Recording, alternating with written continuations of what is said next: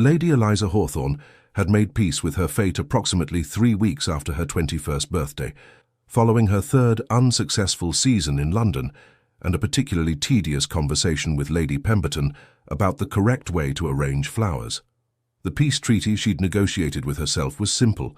She would never marry for anything less than genuine affection, and she would absolutely never, under any circumstances, pretend to be stupid to attract a husband. This was a radical position in 1840s England, where a woman's intelligence was considered roughly as desirable as a third elbow. The unfortunate consequence of this personal manifesto was that Eliza had spent the better part of 3 years watching every eligible gentleman in London gravitate toward young ladies who giggled at their jokes, never contradicted them, and possessed the intellectual curiosity of decorative cushions. It was exhausting. More exhausting still was maintaining her composure whilst watching Julian Wycliffe, Duke of Westwick, dance with those same young ladies season after season. Julian Wycliffe. Even thinking his name made Eliza's traitorous heart perform acrobatics that would impress a circus troupe. She'd fallen desperately, hopelessly, ridiculously in love with him during her first season, at a ball where he'd actually spoken to her for nearly 10 minutes about a book they'd both read. 10 glorious minutes during which he'd looked at her, truly looked at her, and discussed Lord Byron's poetry with genuine enthusiasm, not the patronizing tone most men adopted when forced to converse with women about literature.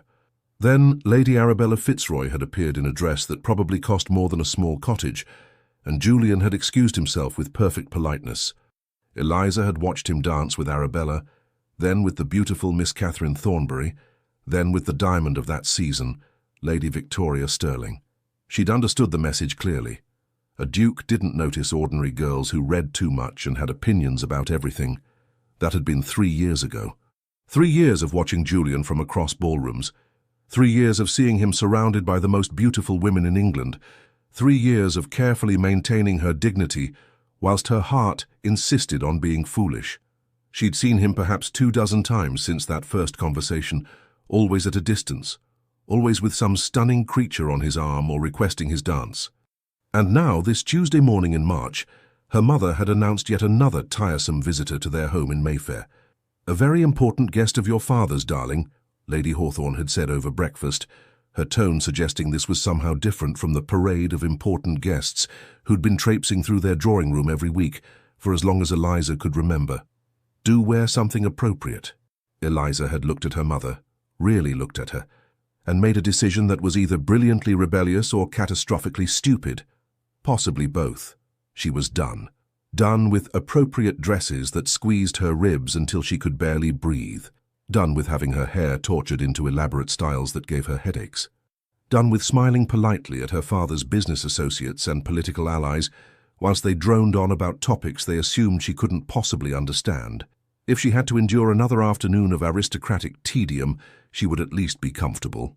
Which is how 2 hours later, Eliza found herself standing in her bedchamber, staring at her reflection with a mixture of satisfaction and mild horror. The dress she'd chosen was a disaster. A brownish-grey monstrosity that had been relegated to the back of her wardrobe 3 years ago after her mother had declared it absolutely unsuitable for anything except perhaps scrubbing floors. It hung on her frame like a potato sack that had given up on life. The colour made her look vaguely jaundiced. Perfect. Her hair she'd attempted to pin up herself, dismissing her lady's maid with the excuse of a headache. The result was, well, it was half pinned and half falling down, which created an effect that could charitably be described as recently caught in a windstorm, or less charitably as hasn't seen a mirror in several days. She'd forgone jewellery entirely. No gloves, no shawl, nothing that suggested she'd put any effort whatsoever into her appearance. Martha, her lady's maid, had actually gasped when she'd seen her. "Miss Eliza, you cannot. Lady Hawthorne will survive," Eliza had said firmly, sweeping past her toward the stairs. "I'm properly covered, aren't I? Nothing scandalous, just unimpressive." That had been the goal. Unimpressive. Forgettable. So thoroughly unremarkable that whatever important guest was visiting would barely register her presence. She descended the main staircase with her head high, prepared for her mother's inevitable disapproval. The plan was simple.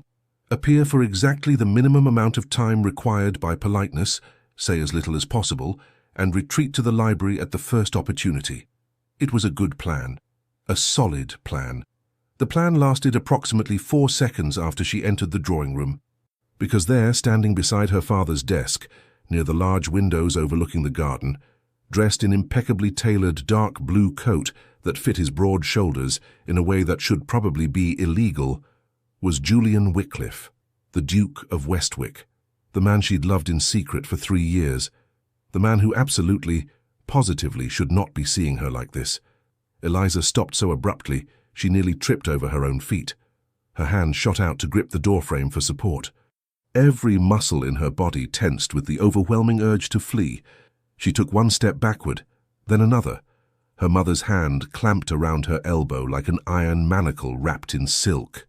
"Eliza," Lady Hawthorne said, her voice honey-sweet and utterly terrifying. "Do come greet our guest." Eliza's father, the Marquis of Hawthorne, looked up from whatever document he and the Duke had been examining. His expression flickered through several emotions in rapid succession: surprise, confusion, and what might have been suppressed amusement. "Ah, Eliza," her father said, his voice carefully neutral. "May I present His Grace, the Duke of Westwick. Your Grace, my daughter, Lady Eliza Hawthorne." This was hell. This was actual, literal hell. Julian turned toward her, and Eliza watched his expression with the fatalistic calm of someone watching their own execution. She waited for the polite indifference, the barely concealed disappointment, perhaps even a flicker of pity for the Marquis's unfortunate daughter, who apparently dressed herself in the dark. What she saw instead made her breath catch in her throat. Julian Wycliffe was staring at her with undisguised fascination. His dark eyes, she'd forgotten how dark they were, like aged whiskey in candlelight, travelled over her disheveled appearance not with disgust or disappointment, but with something that looked distinctly like delight. One corner of his mouth curved upward in a smile that transformed his usually serious expression into something warm and genuine and utterly devastating. "Lady Eliza," he said, his deep voice carrying a note of warmth that sent shivers down her spine. He stepped forward and bowed, a proper bow, not the perfunctory nod most men gave to unmarried ladies they considered beneath their notice. What an unexpected pleasure. Unexpected. That was certainly one word for it. Eliza's mind raced through her limited options. She could faint, no, too dramatic. Claim sudden illness, no, too obvious. Simply turn and run, no, her mother still had her arm in a death grip. She was trapped. Utterly, completely trapped. Very well then. If fate had decided to humiliate her in front of the man she loved, she might as well face it with whatever dignity she could salvage. Eliza straightened her shoulders and dropped into a curtsy that was technically correct, even if her horrendous dress bunched awkwardly around her knees. "Your Grace, my father didn't mention we'd be entertaining a duke today. Had I known, I might have dressed for the occasion." The words came out more tartly than she'd intended. Heat flooded her cheeks. Wonderful. Now she was being rude to a duke in addition to looking like an escaped scarecrow, but Julian's smile only widened. "On the contrary, Lady Eliza, I find your attire refreshingly honest." Honest. What an interesting word choice. "How diplomatic of you, Your Grace," Eliza heard herself say, "though I suspect your definition of honest is remarkably generous." Her mother's fingers tightened warningly on her arm. Her father made a small sound that might have been a cough or a laugh hastily converted into a cough. Julian, however, laughed outright, a genuine, delighted sound that lit up his entire face. "I meant it as a compliment, Lady Eliza. Half the ladies in London spend hours preparing themselves for visitors, creating elaborate artifice. You, apparently, cannot be bothered with such nonsense." He said it like it was admirable, like her complete lack of preparation was somehow charming rather than mortifying. Eliza stared at him, trying to understand what was happening. This wasn't how dukes behaved toward ordinary young ladies, especially not ordinary young ladies who looked like they'd been dragged backward through a hedge. She started, then stopped, unsure what to say. "Won't you sit down, Eliza?" her father interjected smoothly, gesturing toward the settee near the fireplace. "His Grace and I were just concluding some business, but there's no reason we cannot enjoy tea whilst we finish." Oh heavens, tea. That meant she'd have to stay, for at least half an hour, looking like this, with Julian Wycliffe watching her with that inexplicable expression of interest. Her mother finally released her arm, and Eliza moved toward the indicated settee on legs that felt distinctly unsteady. She sat, arranging her hideous dress as best she could, hyper-aware of Julian taking a seat in the chair directly across from her. He was still smiling at her. Why was he still smiling at her? A maid entered with the tea service, and Eliza's mother began the ritual of pouring with practiced grace. The conversation resumed, her father and Julian discussing something about agricultural improvements on the Duke's estates in Yorkshire. But Eliza felt Julian's gaze return to her repeatedly. She tried to focus on her tea, tried to be invisible, tried to calculate the minimum amount of time before she could politely excuse herself and never show her face in civilized society again. "Lady Eliza," Julian said suddenly, interrupting her father mid-sentence about crop rotation, "I recall we once discussed Lord Byron at the Pembridge Ball. Do you still read poetry?" He remembered. He remembered their conversation from 3 years ago. Eliza looked up, teacup frozen halfway to her lips. Yes, Your Grace, though I confess my reading tastes have expanded somewhat beyond poetry." "Oh?" His dark eyes sparkled with genuine curiosity. "What captures your interest these days?" This felt like a trap. Men didn't actually want to know what women read. They wanted to hear about romantic novels or perhaps housekeeping manuals. But something in Julian's expression, an openness, an authentic interest, made her answer honestly. "I've been reading quite a bit of philosophy recently. John Stuart Mill's essays on representative government, some of Mary Wollstonecraft's work as well." Her mother made a small, pained sound. Her father's eyebrows rose nearly to his hairline. Julian leaned forward, his elbows resting on his knees, his entire attention focused on her with an intensity that made her heart race. "Wollstonecraft? The Vindication?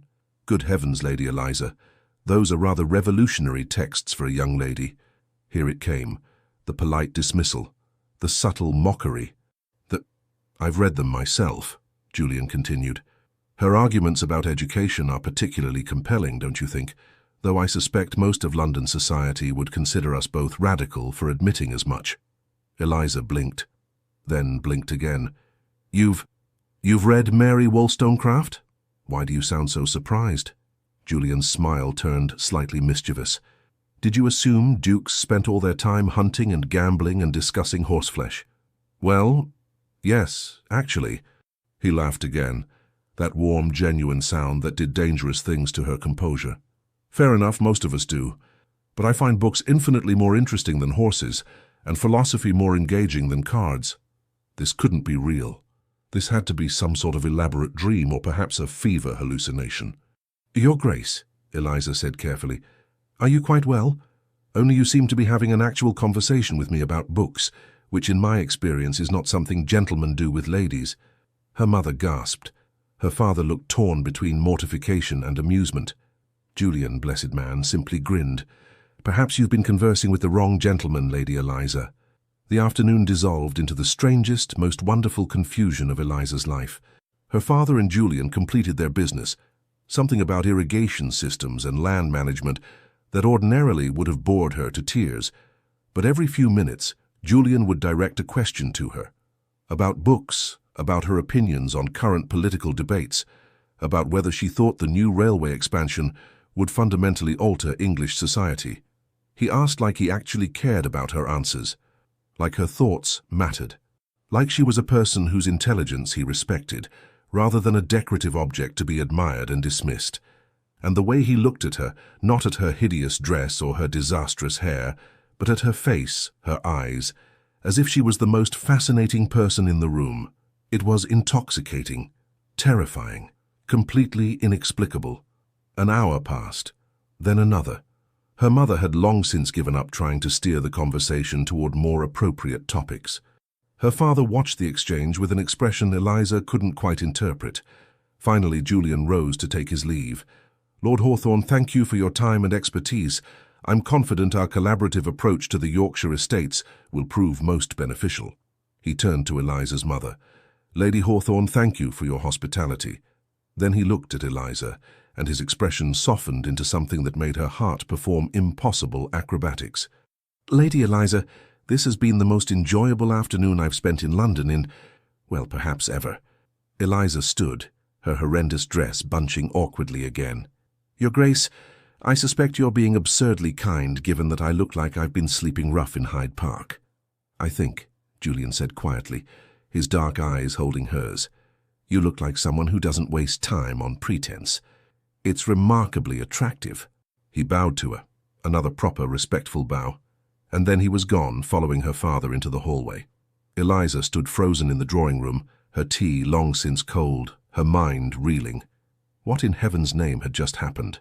Her mother moved to her side, her expression a complicated mixture of disapproval and something that looked like cautious hope. Eliza, what on earth was that? I have absolutely no idea, Eliza admitted. I wore my worst dress specifically to be unmemorable. Well, her mother said dryly, you certainly failed at that objective. The Duke of Westwick looked at you as if you'd hung the moon and stars. That was impossible. That was absurd. That was— Eliza, her father called from the doorway. Might I have a word? She followed him into his study on unsteady legs. He closed the door and leaned against his desk, studying her with an expression she recognized from childhood, the look he got when he was trying to solve a particularly complex problem. Did you know the Duke was visiting today? He asked finally. Absolutely not. If I had known, I would have— She gestured helplessly at her dress. Well, I certainly wouldn't have looked like this. Her father's lips twitched. The Duke seems remarkably unbothered by your creative fashion choices. I don't understand it, Eliza confessed. He's the most eligible man in England. He could have his pick of any lady in London. Beautiful, accomplished, properly dressed ladies. Why would he possibly be interested in— She couldn't finish the sentence. It was too painful. Her father moved closer, his expression gentling. My dear girl, perhaps that's precisely why. Perhaps he's tired of beautiful, accomplished ladies who are performing for him. Perhaps he finds your authenticity refreshing. Authenticity, Eliza repeated flatly. Is that what we're calling catastrophically underdressed and socially inappropriate? I'm calling it being yourself, her father said. And apparently the Duke of Westwick finds yourself rather captivating. Eliza sank into the chair beside his desk, her mind still spinning. This doesn't make sense. People like him don't notice people like me. People like him, her father said gently, are usually surrounded by pretense and performance, and people wanting things from them. You treated him like a person. You argued with him about philosophy. You were honest about your appearance rather than making excuses. My dear, you have no idea how rare that is. But the Duke asked if he might call again, her father interrupted. Tomorrow afternoon, if that's acceptable to you. Eliza's head snapped up. He what? He specifically asked permission to call on you, Eliza. Not on me, not on the family generally, on you. The world tilted sideways. Tomorrow?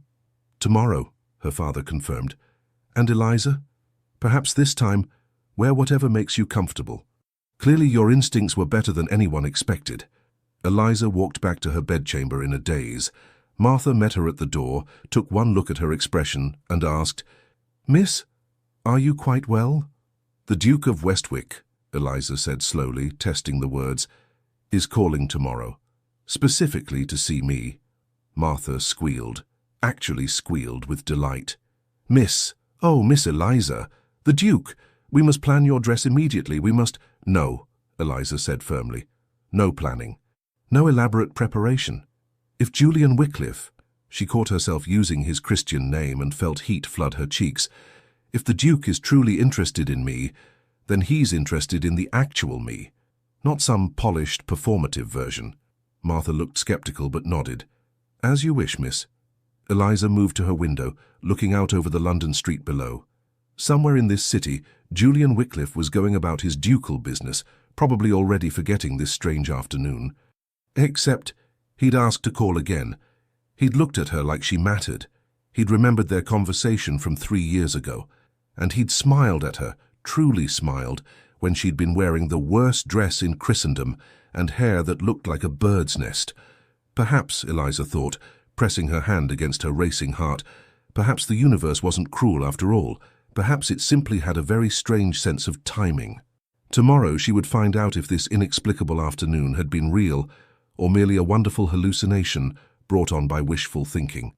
Tomorrow, Julian Wycliffe would return, and Eliza, for possibly the first time in 3 years, allowed herself the dangerous luxury of hope.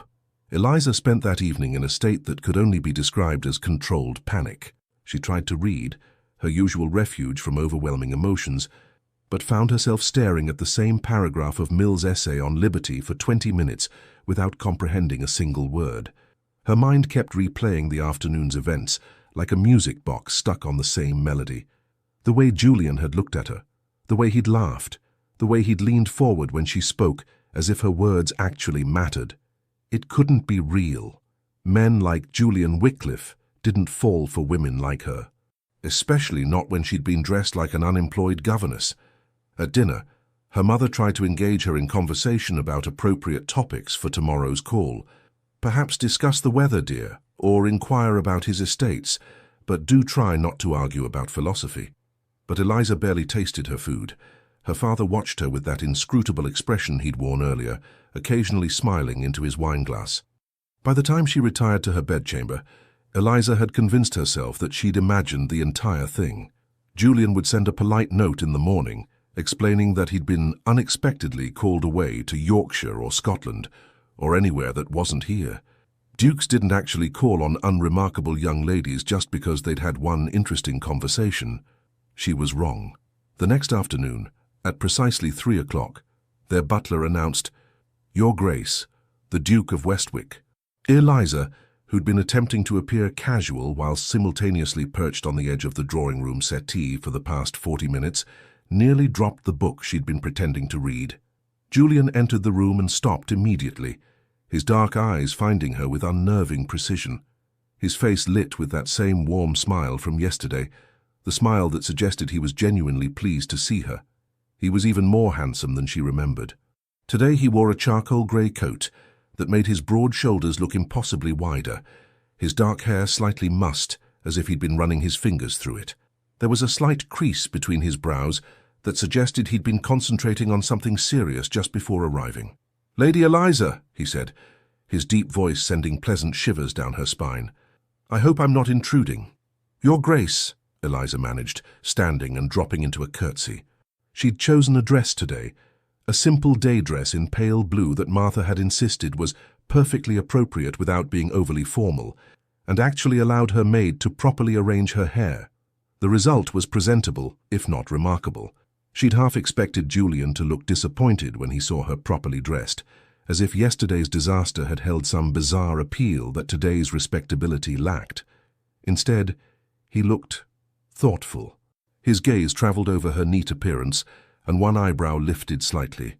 "You look lovely, Lady Eliza, though I confess I was rather charmed by yesterday's ensemble." Heat flooded her cheeks. "Your Grace, you're either remarkably kind or remarkably dishonest. That dress was a catastrophe." "It was honest," he said, moving closer. "You wore exactly what you wanted to wear without caring what anyone thought. I found that rather liberating to witness." Her mother, who'd been sitting discreetly near the window with her embroidery, made a small, pleased sound. Julian turned to her with impeccable politeness. "Lady Hawthorne, I hope you'll forgive my requesting a few moments of your daughter's time. Perhaps a walk in your garden. It's a remarkably pleasant afternoon." Eliza's mother looked like Christmas had arrived early. "Of course, Your Grace. Eliza, do take your shawl. The gardens are quite lovely this time of year." 2 minutes later, Eliza found herself walking beside the Duke of Westwick through her mother's prized rose garden, a proper chaperone, her mother, watching from the drawing-room window at a distance that was technically appropriate, whilst being far enough away that their conversation would remain private. For several moments neither spoke. Eliza's heart hammered so loudly she was certain Julian could hear it. This was bizarre. This was impossible. This was... "I've been thinking about you since yesterday," Julian said abruptly. Eliza nearly tripped over her own feet. "I beg your pardon?" He stopped walking and turned to face her, his expression serious now. "Lady Eliza, I'm going to be remarkably forward with you, which may be inappropriate, but I suspect you'd prefer honesty to polite dancing around the subject." Yes, actually, I would." "Good." He took a breath, and Eliza saw something she'd never expected to see on the face of England's most eligible bachelor. nervousness. I've attended approximately 40 social events this season. Balls, soirees, musicales, dinner parties. At each one, I've been surrounded by accomplished, beautiful young ladies who laugh at my jokes, agree with everything I say, and perform elaborate displays designed to catch my attention. Eliza felt her heart sinking. Of course. He was going to explain why those women were preferable to odd girls who wore horrible dresses. It's exhausting, Julian continued, being constantly performed for, never knowing if someone is genuinely interested in conversation or merely interested in becoming a duchess. I've spent 3 years feeling like an object to be acquired rather than a person to be known. He moved closer, and Eliza's breath caught. And then yesterday I walked into your father's drawing room and saw you, windswept hair, truly terrible dress, looking at me like you'd rather be literally anywhere else, and you were the most refreshing thing I'd seen in years. Refreshing, Eliza repeated faintly. That's a diplomatic word for disastrous. No, Julian said firmly. Honest, real. When I asked about your reading, you didn't pretend to only read poetry or romantic novels. You told me you've been reading Mary Wollstonecraft and didn't care if I found it inappropriate. When I commented on your appearance, you didn't make excuses or simper. You practically called me a liar to my face. A surprised laugh escaped her. That was appallingly rude of me. That was gloriously honest, he corrected. Lady Eliza, do you know how many genuine conversations I've had with young ladies in the past 3 years? Conversations where they actually disagreed with me or challenged my opinions or said something unpredictable? Eliza shook her head. None, Julian said flatly. Not one. Until yesterday. Until you. They'd reached a small bench beneath an arbor heavy with climbing roses. Julian gestured to it, and Eliza sat, her mind reeling.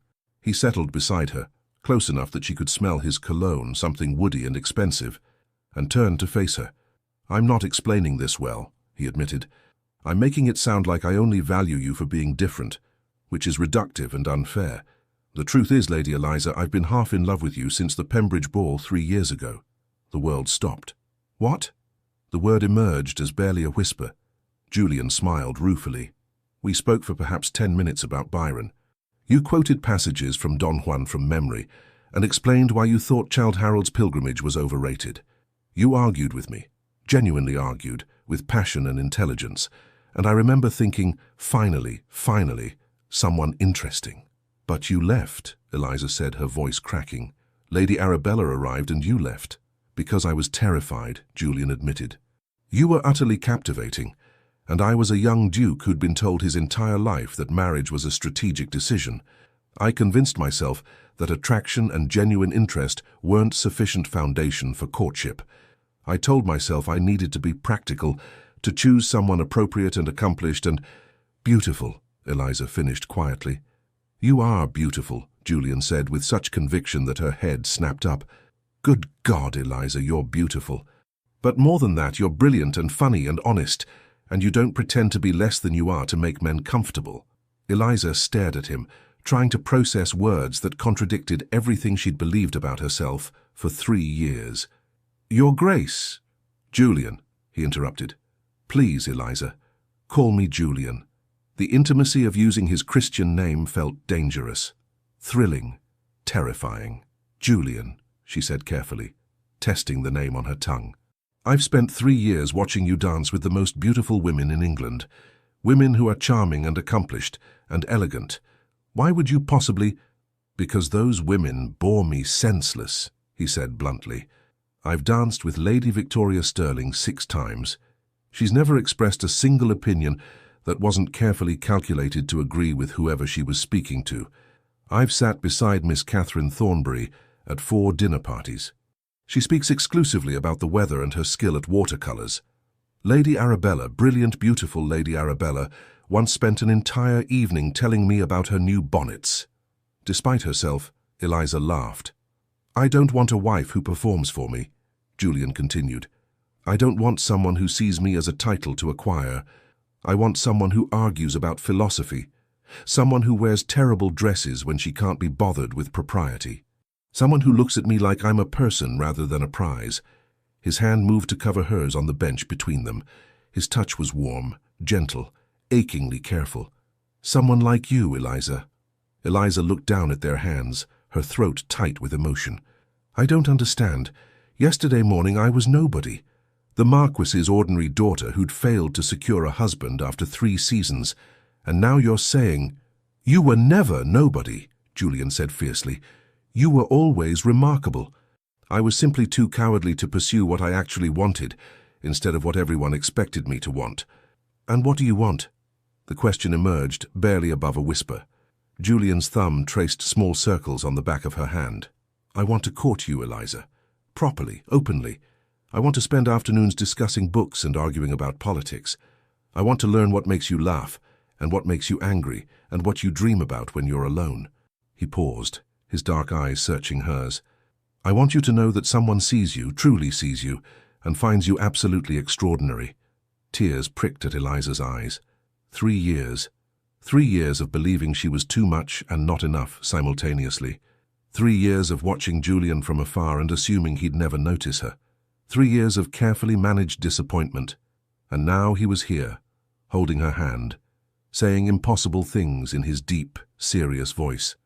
"This is mad," she managed. "People will think you've lost your senses courting someone like me." "Let them think what they like," Julian said. "I've spent too much time caring about other people's opinions. I'm done with that." Eliza looked at him, really looked at him, and saw something she'd missed before. Beneath the ducal confidence and the devastating handsomeness, Julian Wycliffe was lonely. He was tired of being performed for. He wanted what she'd always wanted, to be known for who he actually was rather than what he represented. "I've loved you for 3 years," she blurted out, then immediately wanted to sink into the earth and disappear. "Oh, heavens, I shouldn't have said that.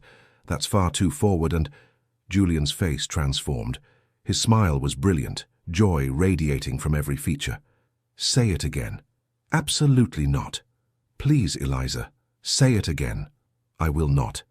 It was mortifyingly inappropriate and— He leaned closer, his free hand coming up to cup her jaw gently. "Eliza Hawthorne, you are the most wonderful surprise of my life, and if you've loved me for 3 years whilst I was too blind to see what was right in front of me, then I have considerable time to make up for." His thumb brushed across her cheek, and Eliza's breath caught. They were technically in view of her mother's window.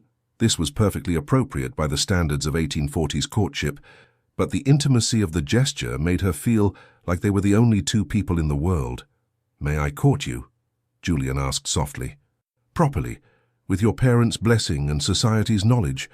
May I take you driving in Hyde Park and escort you to the opera and bore you with agricultural discussions about Yorkshire sheep farming?"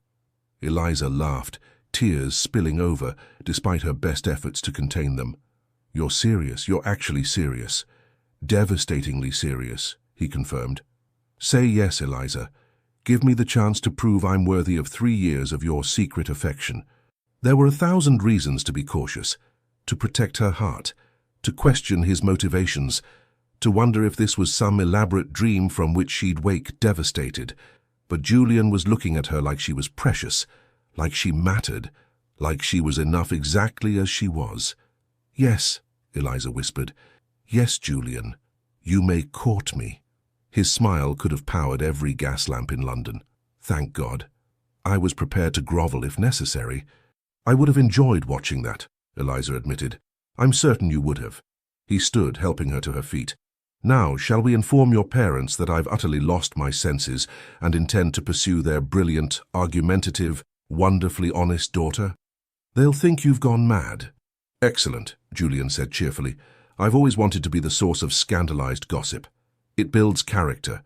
They walked back toward the house, Eliza's hand tucked into the crook of Julian's arm. Through the drawing-room window she could see her mother watching them with an expression of barely contained excitement. "Julian," Eliza said as they approached the terrace, "what happens when you realize I'm not actually extraordinary? When the novelty of my honesty wears off, and you remember that there are dozens of beautiful, accomplished ladies who'd make much more suitable duchesses."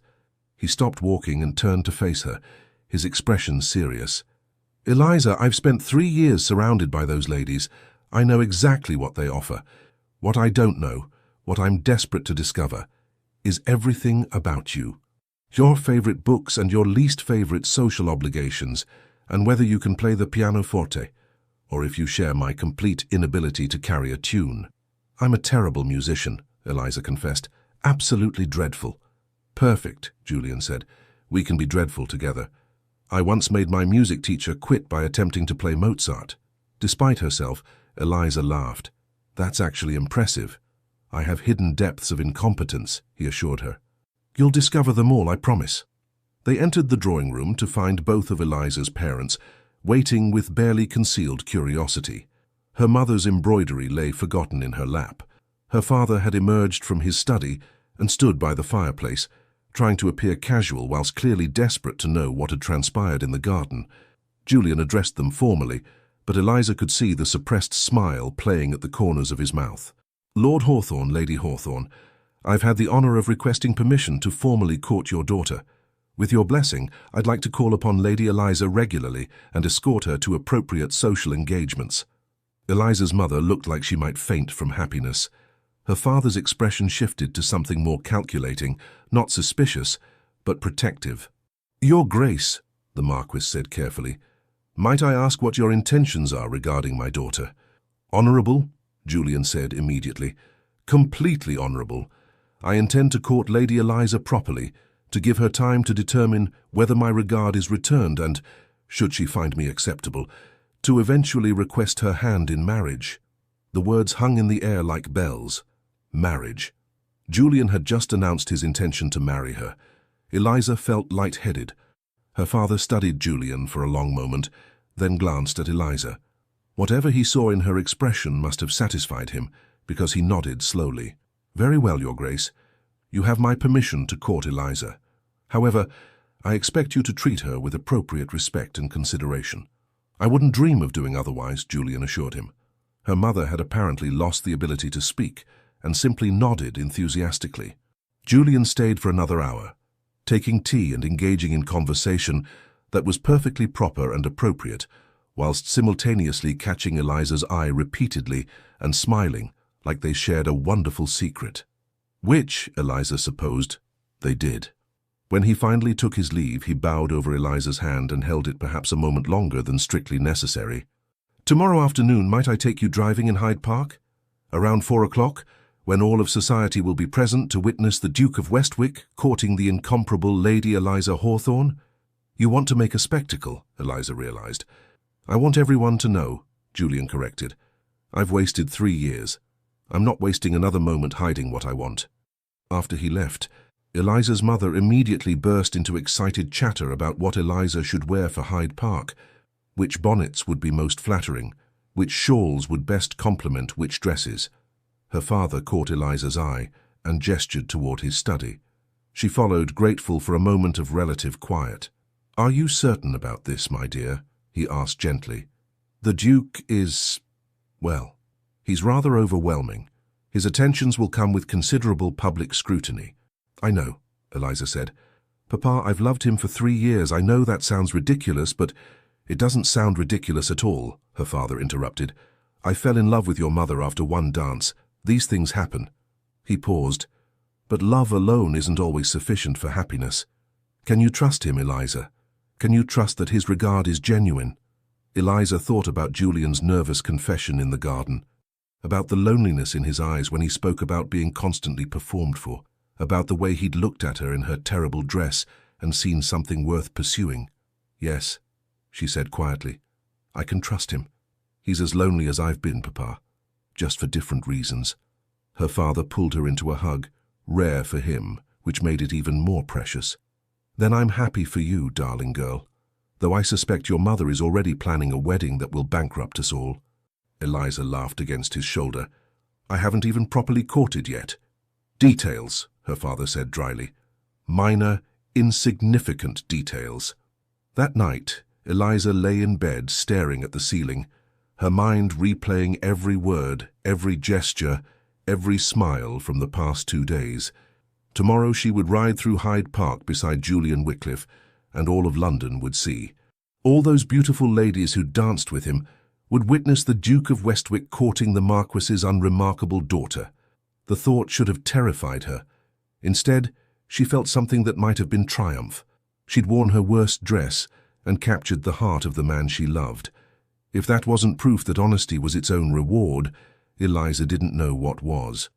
Tomorrow, the real challenge would begin, learning to believe she deserved this impossible happiness. But tonight, she'd allow herself the luxury of joy. The scandal broke over London society like a summer thunderstorm, approximately 17 minutes after Julian and Eliza's first public appearance in Hyde Park. Eliza had worried about her dress, a lovely but unremarkable pale yellow walking dress that Martha had insisted was perfect. She'd worried about her bonnet, a simple straw affair with modest ribbon trim. She'd worried about what to say, how to sit properly in Julian's elegant curricle, whether she'd somehow humiliate herself in front of half the ton. She had not anticipated the sheer spectacle that was Julian Wycliffe courting someone openly. He arrived at precisely 4 o'clock in a curricle that was clearly designed to be noticed, glossy black with ducal insignia on the doors, pulled by perfectly matched greys that probably cost more than most people's houses. Julian himself looked devastatingly handsome, in a dark blue coat and buff-coloured breeches, his dark hair slightly windswept in that artfully careless way that Eliza suspected actually required considerable effort. He handed her into the curricle with exquisite care, his touch lingering on her gloved hand a moment longer than necessary. "You look beautiful," he murmured, low enough that only she could hear. "I look perfectly ordinary," Eliza corrected, settling her skirts. "You look like yourself," Julian said, climbing up beside her and taking the reins, "which makes you considerably more interesting than anyone else we're about to encounter." Hyde Park, at 4 o'clock on a pleasant March afternoon, was a crush of elegant vehicles, immaculate horses, and society's most fashionable members displaying themselves like peacocks.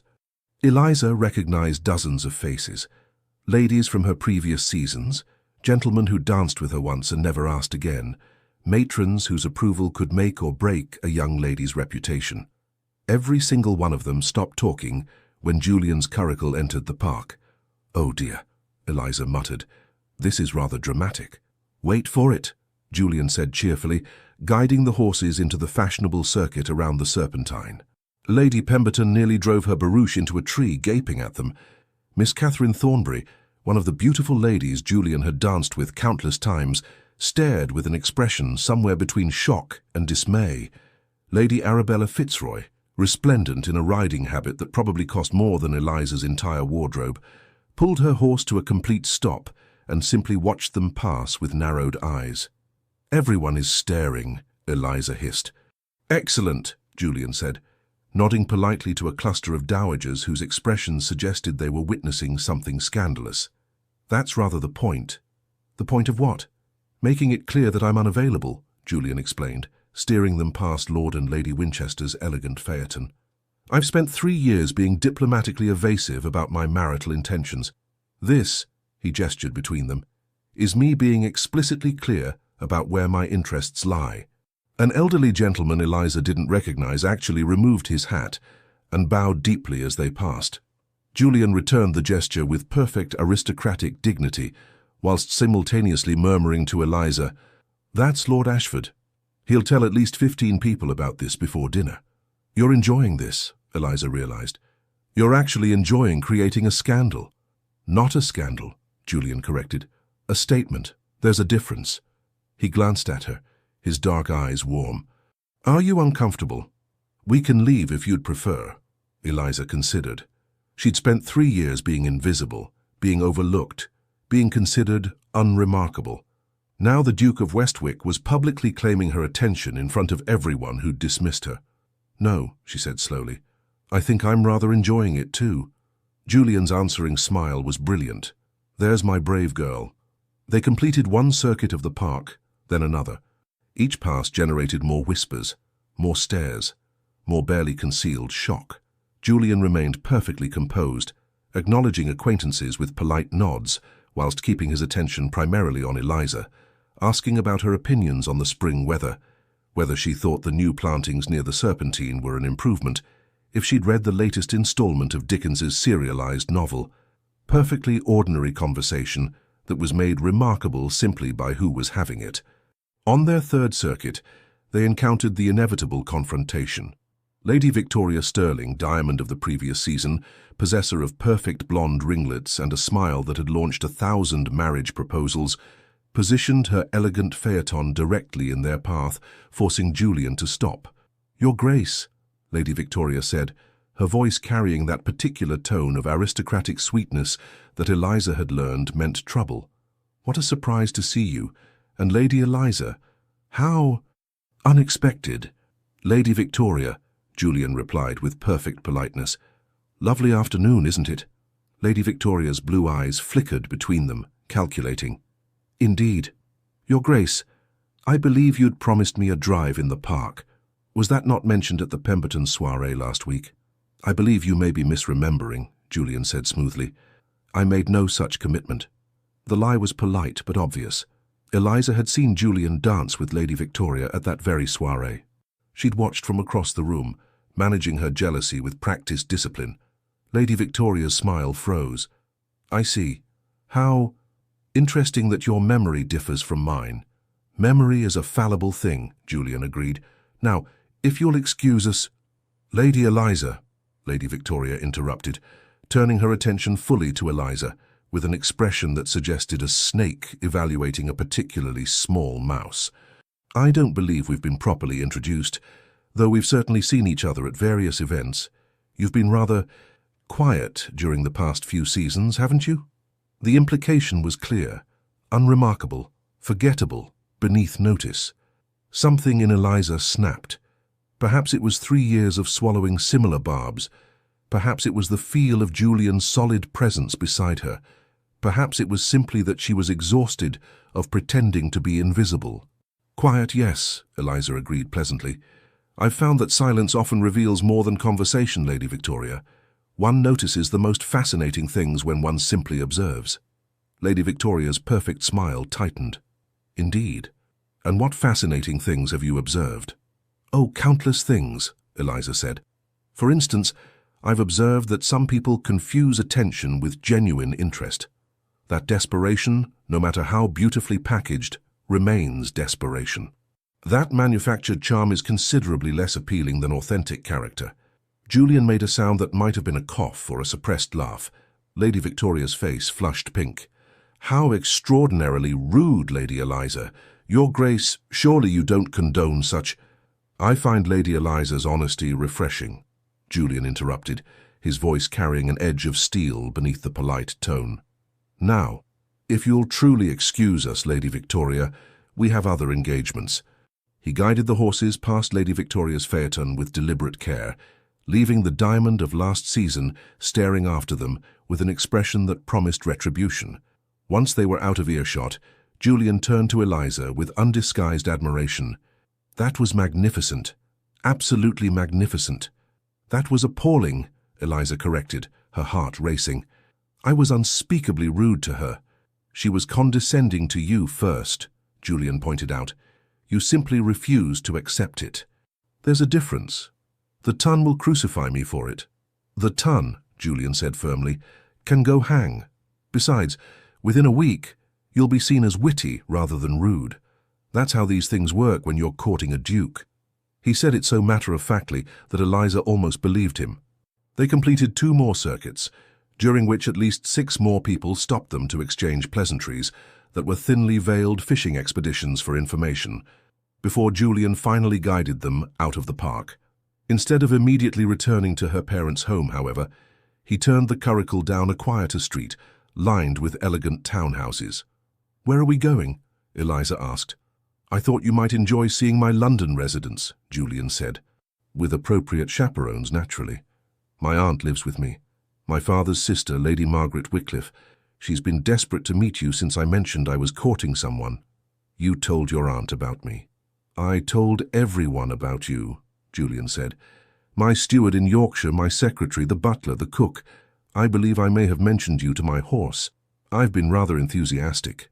Eliza laughed, despite her nerves. "Your horse must have been fascinated."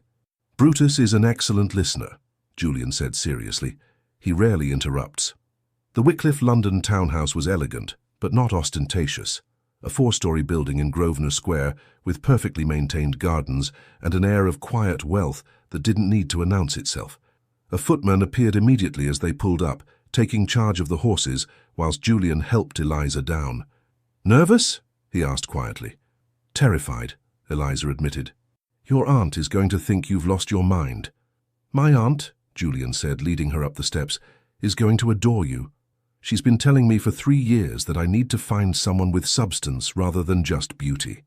The interior of the townhouse was beautiful. High ceilings, elegant moldings, artwork that suggested generations of accumulated wealth. But somehow it felt lived in rather than like a museum. Books scattered on side tables, a half-finished embroidery project on a chair, fresh flowers in vases that looked recently arranged. "Julian," a woman's voice called from the drawing room. "Is that you? Did you bring her? You promised you'd bring her." A moment later, a woman swept into the entrance hall and stopped, staring at Eliza with undisguised curiosity. Lady Margaret Wycliffe was perhaps 50, with greying hair arranged fashionably, and kind eyes that reminded Eliza distinctly of Julian's. She wore a day dress of deep green that was elegant without being fussy, and her expression was one of barely contained excitement. "Aunt Margaret," Julian said formally, though his tone was warm, "may I present Lady Eliza Hawthorne?" "Eliza, my aunt, Lady Margaret Wycliffe." "Oh, she's perfect," Lady Margaret said immediately, abandoning all pretense of formal introduction to clasp Eliza's hands warmly. "Absolutely perfect. Julian, you didn't mention she had such intelligent eyes." "I mentioned several things about her," Julian protested. Yes, clever and honest and reads philosophy," his aunt waved dismissively. "But you didn't mention the eyes. Very important eyes." She pulled Eliza toward the drawing room. "Come, my dear. Tell me absolutely everything. How did you capture my nephew's attention? He's been impervious to every eligible lady in England for 3 years." Eliza found herself seated on a comfortable sofa, whilst Lady Margaret poured tea and peppered her with questions that were nosy, but somehow not offensive. Julian settled in a nearby chair, watching the interaction with an expression of poorly concealed satisfaction. "I wore a terrible dress," Eliza finally explained, succumbing to Lady Margaret's persistent interrogation. "The worst dress you've ever seen. Brown and shapeless and absolutely dreadful. I decided I couldn't be bothered impressing whatever tedious visitor my father was entertaining." Lady Margaret laughed delightedly. "And instead you accidentally impressed a duke. That's wonderfully ironic." "That's what I thought," Eliza admitted. "I still don't entirely understand it." "Don't you?" Lady Margaret glanced at Julian. "My dear, Julian has spent 3 years being performed for by women who see him as a title rather than a person. You treated him like he was ordinary. That's intoxicating to someone who's spent his entire life being treated as extraordinary." "But he is extraordinary," Eliza protested, then immediately blushed at her own vehemence. Julian's expression softened. "See, Aunt Margaret, she argues even when complimenting me. It's absolutely marvellous."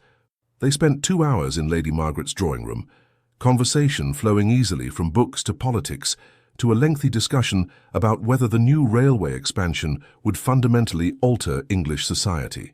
Lady Margaret held her own in the debate, and Eliza found herself genuinely enjoying the exchange. This was what she'd always wanted, to be treated as if her thoughts mattered, to engage in real conversation rather than vapid pleasantries, to be herself without apology. Finally, as the afternoon stretched toward evening, Julian escorted her home. At her parents' doorstep, he held her hand a moment longer than necessary.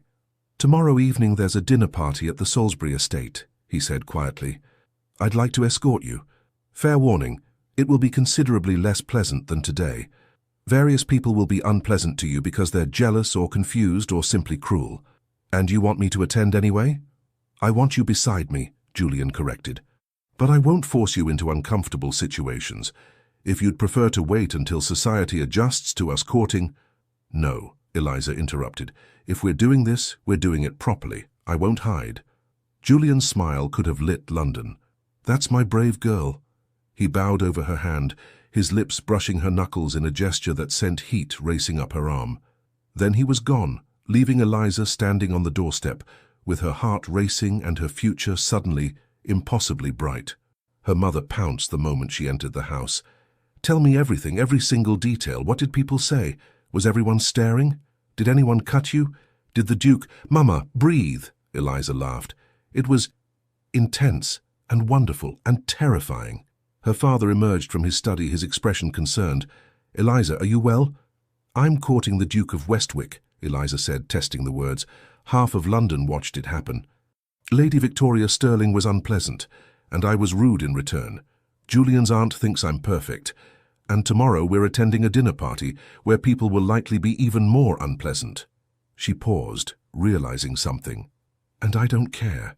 For the first time in 3 years, I genuinely don't care what any of them think." Her father pulled her into another rare hug. "That's my girl," he said quietly. "That's my fierce, brilliant girl." That night, Eliza lay in bed replaying the afternoon. The stares, the whispers, Lady Victoria's barely concealed hostility, Julian's steady presence beside her, his aunt's immediate acceptance. The way Julian had looked at her like she was precious. 3 days ago, she'd been nobody. The Marquis's unremarkable daughter who'd failed to secure a husband. Now she was the woman courting the Duke of Westwick, and instead of feeling overwhelmed, she felt powerful. Tomorrow would bring new challenges. More stares, more whispers, more people questioning why Julian had chosen her. But tomorrow she'd face them with Julian beside her, and that, Eliza realized, made all the difference. The Salisbury dinner party was every bit as dreadful as Julian had warned, and somehow worse. Eliza arrived on Julian's arm wearing her finest evening dress, a deep burgundy silk that Martha had declared absolutely stunning, Miss Truly, and immediately felt underdressed.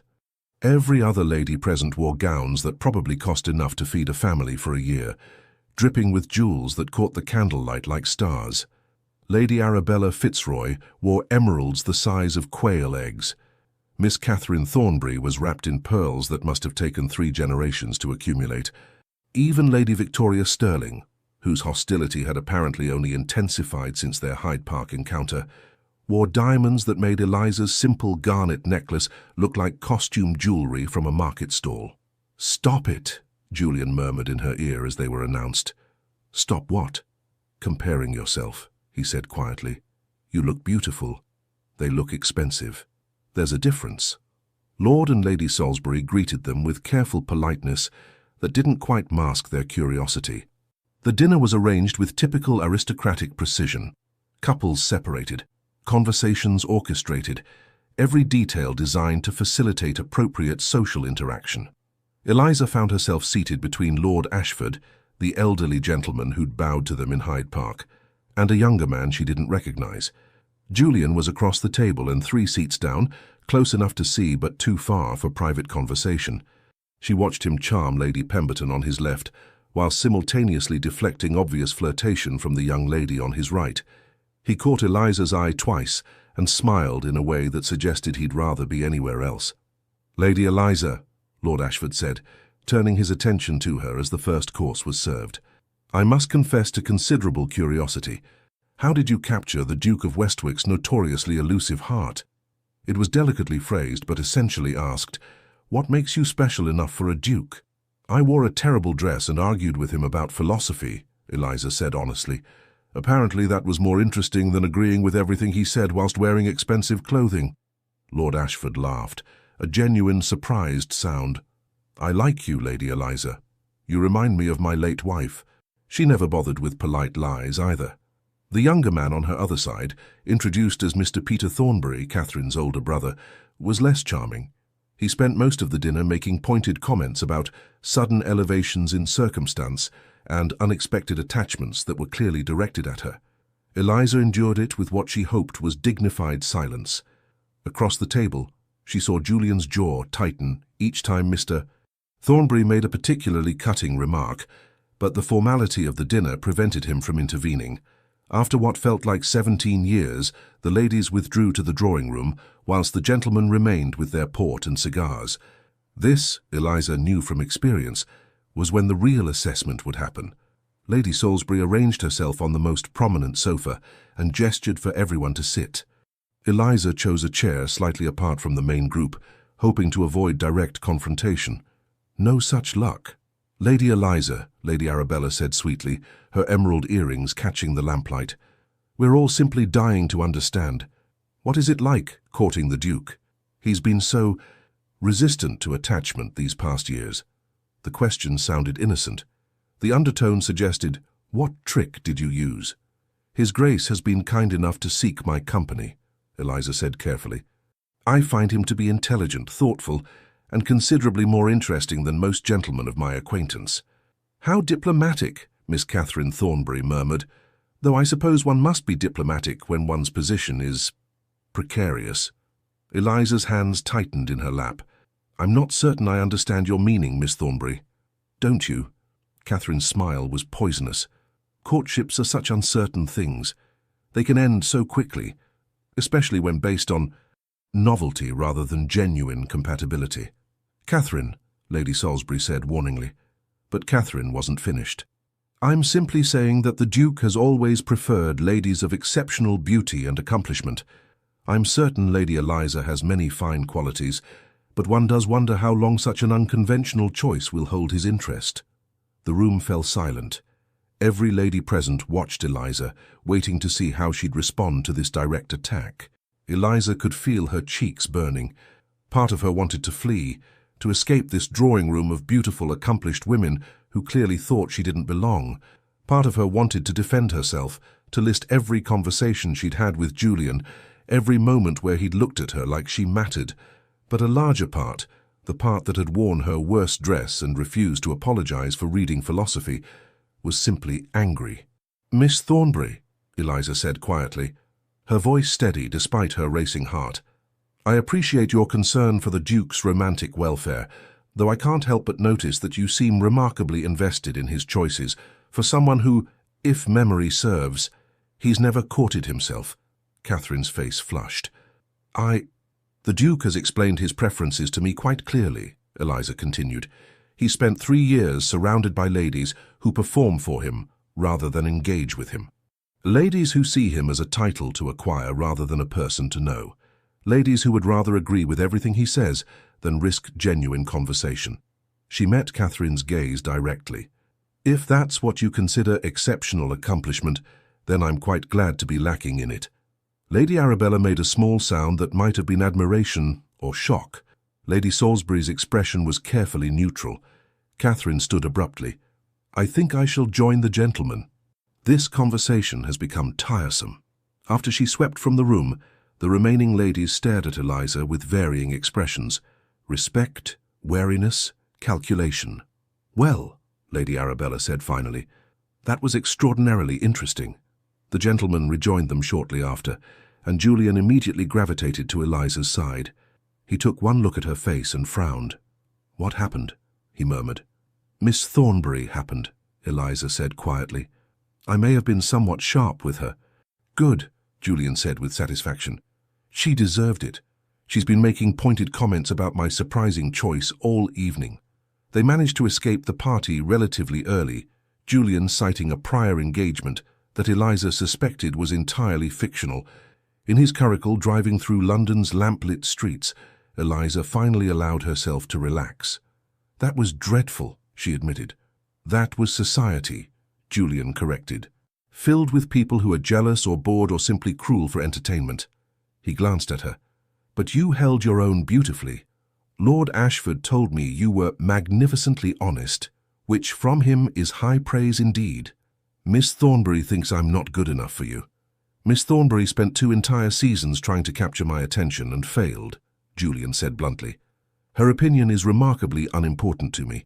He pulled the curricle to a stop outside her parents' home, but didn't immediately help her down. Instead, he turned to face her, his expression serious in the lamplight. "Eliza, I need you to understand something. The next few weeks are going to be difficult. People will say cruel things. They'll question why I chose you. They'll try to undermine your confidence and make you doubt yourself." "I know," Eliza said quietly, "but I need you to hold on to this truth. I am courting you because you are exactly what I've been searching for. Not despite your honesty, but because of it. Not despite your intelligence, but because of it. Not despite your refusal to perform and pretend, but because of it." His hand covered hers on the seat between them. "You are not a novelty that will wear off. You are not a mistake I'll regret. You are the woman I've been half in love with for 3 years, and I'm finally brave enough to pursue what I actually want." Tears pricked at Eliza's eyes. "What if they're right? What if 6 months from now you realize—" "Eliza!" Julian's voice was firm. "In 6 months I intend to marry you. In a year I intend to wake up beside you every morning and discuss philosophy over breakfast. In 5 years I intend to watch you terrify our children with your intelligence, whilst I look on in proud admiration."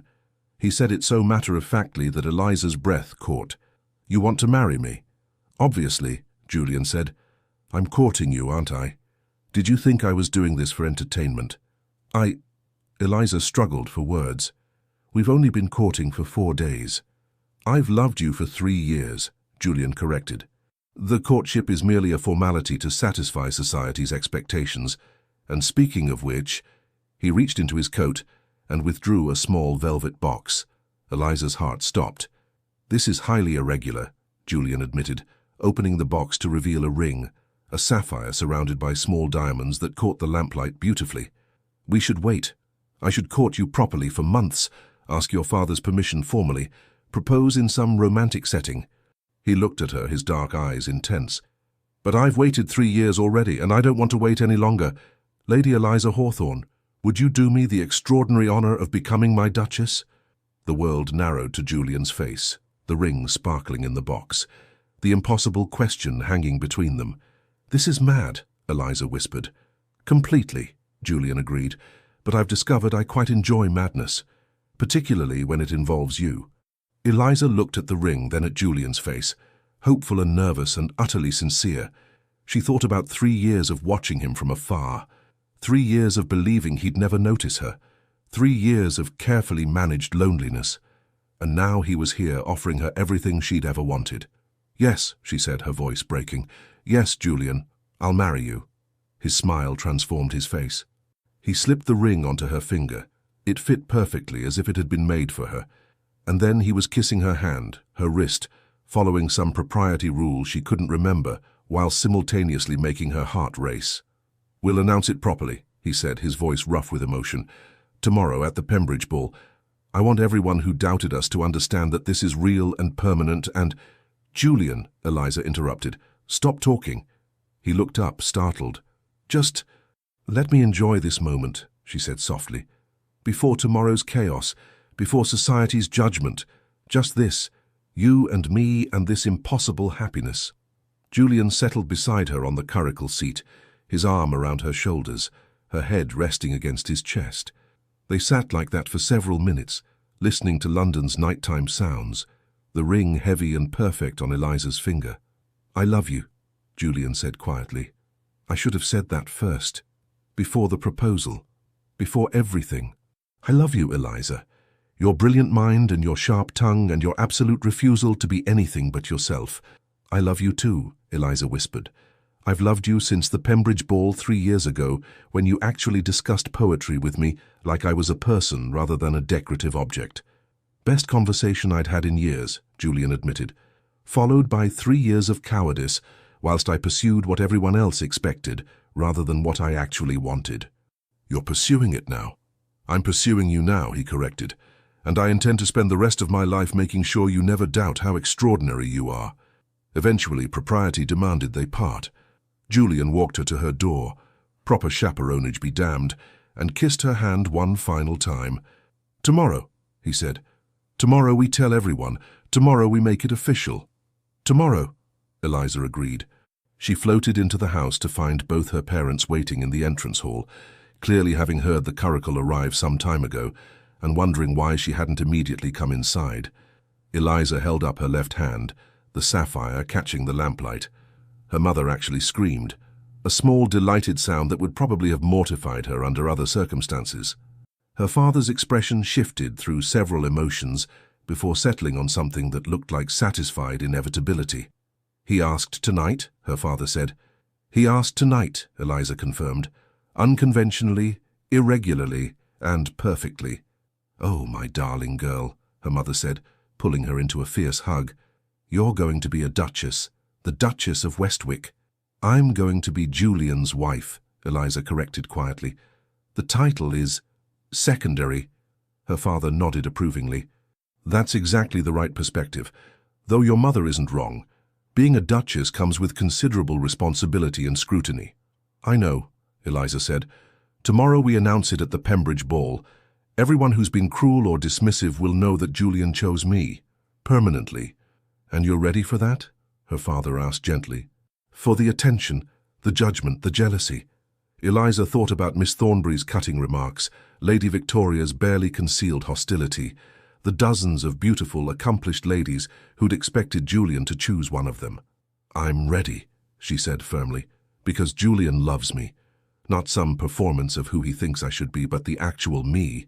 And that's worth facing whatever society throws at us. Her mother squeezed her hand. That's my fierce girl. That night, Eliza lay in bed staring at the ring on her finger. The sapphire glowed in the candlelight, a physical reminder that this impossible thing was real. Tomorrow, the ton would gossip. They'd question and judge and speculate. Some would be genuinely happy for them. Others would be cruel. But tomorrow night she'd stand beside Julian Wycliffe as his publicly acknowledged fiancée, as the future Duchess of Westwick. As the woman who'd captured the heart of the man she'd loved for 3 years, simply by being herself. The season of 1840 would be remembered for many things, Eliza thought, but mostly it would be remembered as the season when Lady Eliza Hawthorne wore her worst dress and accidentally secured the match of the decade. Tomorrow the real adventure would begin, but tonight she'd allow herself pure, uncomplicated joy. Epilogue. 1 year later, the Duchess of Westwick stood in the nursery of the Yorkshire estate, watching her husband hold their 3-month-old son with a mixture of devotion and terror that made her heart swell. He's so small, Julian said for perhaps the 100th time. A baby's supposed to be this small? Are we certain he's healthy? He's perfectly healthy, Eliza assured him, settling into the rocking chair beside the window. The physician confirmed it yesterday, and last week, and the week before that. He could have grown since yesterday, Julian argued, carefully adjusting his grip on baby Thomas Julian Wycliffe, who seemed utterly unbothered by his father's anxiety. Babies grow, don't they? Not quite that quickly, love. It had been a year since their engagement announcement at the Pembridge Ball, a night that had gone down in London's social history as one of the most dramatic events of the decade. Eliza still smiled, remembering Lady Victoria's expression when Julian had publicly declared his engagement to the most remarkable woman in England. The wedding, 3 months later, had been smaller than society expected. Julian had insisted on intimacy over spectacle, but beautiful nonetheless. Lady Margaret had wept. Eliza's father had made a speech that somehow incorporated both agricultural references and genuine emotion. Her mother had organized everything with military precision, while simultaneously crying at inappropriate moments. And Eliza had married the man she'd loved for years, wearing a dress she'd actually chosen herself, and feeling for the first time in her life completely confident in who she was. The first months of marriage had been an adjustment. Julian's estates required management. His responsibilities as a duke were considerable. London society had continued to watch them with varying degrees of fascination and skepticism, waiting to see if the unconventional match would last. It had not only lasted, it had flourished. They'd moved to the Yorkshire estate 6 months ago, when Eliza had discovered she was carrying their child. London had been scandalized that the Duke would abandon the season, but Julian had been unmoved. "My wife is more important than any ball," he'd told anyone who asked. And if society cannot understand that, then society can hang. Now watching him gently rock their son whilst murmuring nonsense about crop rotation and philosophy, Eliza felt so full of happiness she might burst. "You're staring," Julian observed, not looking up from Thomas. "I'm admiring," Eliza corrected. "There's a difference. Are you admiring me or admiring how well I'm managing not to drop our son?" "Both, actually." Julian finally looked up, his dark eyes warm with affection. "Come here." Eliza moved to his side and Julian wrapped his free arm around her waist, pulling her close. Thomas made a small sound of contentment, apparently pleased to have both parents nearby. "We made this," Julian said softly, looking at their son. "This tiny, perfect person. How did we manage that?" "Well, when a duke and a duchess love each other very much." "Eliza," Julian laughed. "That's not what I meant." "I know." She leaned against him, breathing in his familiar scent. "But sometimes I need to make inappropriate jokes, or I become overwhelmed by how happy I am." Julian kissed the top of her head. "Overwhelmed by happiness. What a remarkable problem to have." A knock at the door interrupted them, and Lady Margaret entered, followed by Eliza's parents who were visiting for the week. "Oh, you two," Lady Margaret said, her expression fond. "You look like a painting. Portrait of young family in perfect domestic bliss." "We're working on the bliss part," Julian said. "I'm still convinced Thomas might shatter if I hold him wrong." "He survived 9 months inside Eliza," the Marquis pointed out. "I think he can handle his father's embrace." They spent the afternoon as they often did, conversation flowing easily from politics to literature to good-natured arguments about agricultural improvements. Thomas was passed around like a very precious, slightly fragile parcel, each adult marveling at his tiny perfection. Later, after her parents and Lady Margaret had retired, Eliza and Julian sat in the library, her favourite room in the entire estate, with floor-to-ceiling books and windows overlooking the Yorkshire moors. Julian was reading some agricultural report, whilst Eliza worked on correspondence. This was their routine, comfortable silence punctuated by occasional conversation, the peaceful domesticity they'd both craved without realizing it. "Eliza," Julian said suddenly, "do you ever think about that afternoon? When you came downstairs in that terrible dress?" Eliza looked up from her letter to Lady Margaret's friend, who'd requested advice on managing tenant disputes. "Sometimes. Why?" "I've been thinking about it all day," Julian admitted. "About how different our lives would be if you'd dressed appropriately. If you'd tried to impress me instead of being yourself. We might not have married," Eliza said quietly. "Exactly." Julian set aside his papers and moved to sit beside her. "I might have had one polite conversation with you and moved on, assuming you were like every other lady I'd met. I might have married someone appropriate and suitable and spent the rest of my life being profoundly lonely." He took her hand, his thumb tracing over her wedding ring. "But you wore that terrible dress. You argued with me about philosophy. You treated me like a person rather than a title. And you changed my entire life." "Julian, let me finish," he said gently. "A year ago I stood in your parents' drawing room and saw you, windswept and dishevelled and absolutely perfect, and realized I'd been wasting my life pursuing what everyone expected, rather than what I actually wanted." His dark eyes held hers. "You taught me that authenticity matters more than perfection, that being seen is more valuable than being admired, that love is about knowing someone completely and choosing them anyway." Tears pricked at Eliza's eyes. "You taught me the same things, that I didn't need to diminish myself to be lovable, that my intelligence and opinions weren't flaws to hide, but strengths to celebrate, that the right person would love me for who I actually am." "The right person does love you," Julian said softly. "Desperately, completely, for exactly who you are." They sat like that for a long moment, hands clasped, years of loneliness and longing finally transformed into contentment. "Do you think Thomas will inherit your stubbornness or mine?" Julian asked eventually. "Both, probably," Eliza laughed. "The poor child doesn't stand a chance. He'll be brilliant and argumentative, and absolutely impossible to manage," Julian said with satisfaction. "Just like his mother. And charming and overprotective and prone to agricultural obsessions," Eliza countered. "Just like his father." From the nursery down the hall, Thomas made a small crying sound, not distressed, just announcing his presence. They both stood immediately, moving in perfect synchronization toward their son. Julian reached the nursery first and lifted Thomas carefully, making soothing sounds whilst rocking him gently. "Hello, little man," he murmured. "Did you miss us? We were only gone for an hour." Eliza watched them, her husband and son, and felt so full of love she could barely breathe. This was what she'd waited for, what she'd hoped for during 3 years of watching Julian from afar. Not just the romance, not just the title, but this.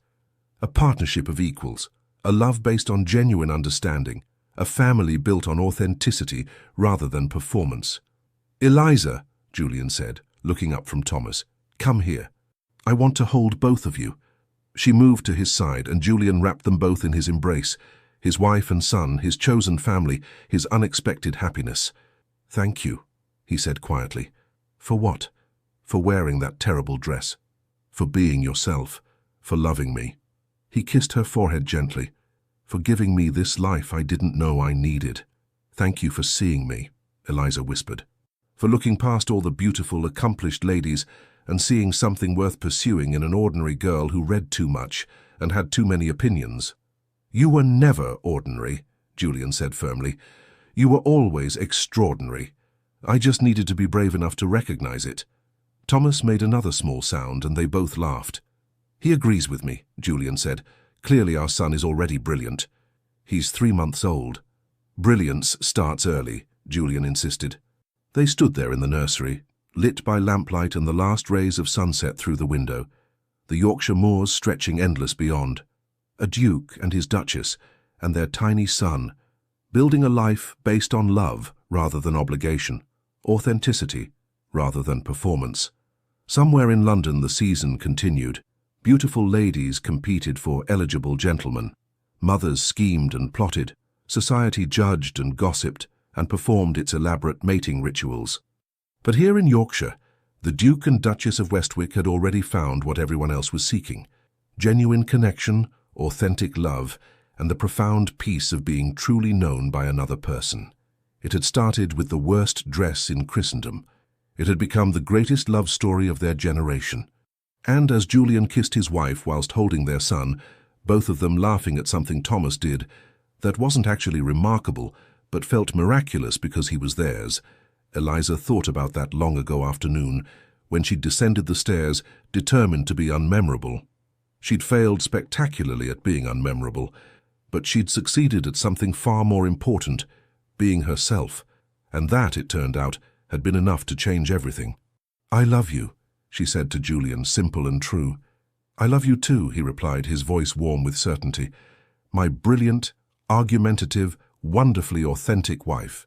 Thomas gurgled, apparently adding his agreement. And the family stood together in their Yorkshire sanctuary, building a life that defied society's expectations and fulfilled every hope they'd secretly harbored. The worst dress in Christendom, it turned out, had been the beginning of the very best life imaginable. The end. Thank you so much for joining us on this heartfelt journey. If this story made you smile, brought a tear to your eye, or reminded you that love often finds us when we least expect it, we'd be honored if you liked this video, left us a comment, and shared it with someone who loves a good romance. From the bottom of our hearts, thank you for supporting our storytelling channel. Your support keeps us going and helps us create more stories full of love, redemption, and emotional surprises. Don't forget to subscribe so you never miss a new story. And at the end of this video, another tale awaits. Click and be surprised by more romance, passion, and unforgettable characters. Thank you for being here, the Legends of the Fall team.